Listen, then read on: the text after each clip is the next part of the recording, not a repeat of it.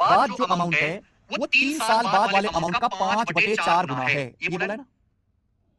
देखो भाई 3 साल बाद कुछ अमाउंट होगा और 5 साल बाद कुछ अमाउंट होगा। ये कहने का मतलब आप बोलोगे हाँ जी सर ये मतलब है। तो सवाल ये कह रहा है कि 5 साल बाद जो अमाउंट है वो 3 साल वाले 3 साल बाद मिश्र धन का 5/4 गुना है। यानी कि अगर 3 साल बाद अमाउंट 4 रुपए है, अगर 3 साल बाद अमाउंट 4 रुपए है तो 5 साल बाद अमाउंट 5 रुपए है। ये कहना चाह रहा है। क्या बात सही है?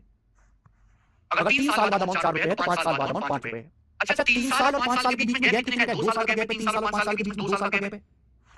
देखो अब प्रिंसिपल तो सेम रहता है, अमाउंट हर साल क्यों बढ़ता है? ब्याज ऐड होने की वजह से। ये 3 साल बाद अमाउंट है, 5 साल बाद अमाउंट है, इनके बीच में गैप कितना है? 5 4 के बीच में गैप कितना का? 1 का। तो यहाँ 2 से गुणा कर लेते हैं, 2 से गुणा कर लेते हैं। देखिए 2 चौक 8, 2 पंजे 10, कोई दिक्कत है क्या? चाहे मैं 4 5 लिखूं, चाहे 8 10 लिखूं, कोई दिक्कत है क्या? नहीं। ये 8 है और ये मेरे दोस्तों 10 है, 8 10। मैं आपसे ये कह सकता हूं मेरे भाई कि 3 साल बाद अमाउंट और 5 साल बाद अमाउंट 8 10 है। 4 5 के रेशियो को मैंने 2 से गुणा कर दिया। फायदा क्या हुआ? अगर 3 साल बाद अमाउंट 8 रुपए है, 5 साल बाद अमाउंट 10 रुपए है, तो अमाउंट कितना बढ़ा? 2 यूनिट। 2 यूनिट बढ़ा।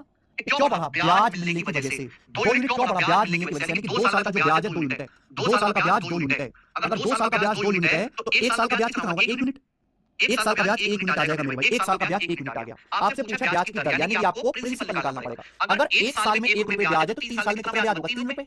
अगर 1 साल में 1 रुपए ब्याज है तो 3 साल में कितना ब्याज होगा बेटा? 3 रुपए। आप खुद सोचो कि हमें प्रिंसिपल पर 3 रुपए ब्याज मिला तब जाके 3 साल बाद अमाउंट 8 हुआ है। तो प्रिंसिपल क्या होगा? 8 में से ब्याज 3 घटा देंगे 5, प्रिंसिपल होगा 5 रुपए। अगर 5 रुपए के प्रिंसिपल पर 3 रुपए ब्याज मिलेगा तभी तो अमाउंट 5 + 3 आ पाएगा। यानी कि प्रिंसिपल है 5 और 1 साल में ब्याज कितना? 5 रुपए के प्रिंसिपल पर 1 साल में ब्याज है 1। ब्याज की दर है 1/5 यानी कि 20%। ब्याज की दर 20% है। आंसर बी ऑप्शन है। बहुत अच्छा। 15 से जो तुम्हारा बता रहे हो गलत।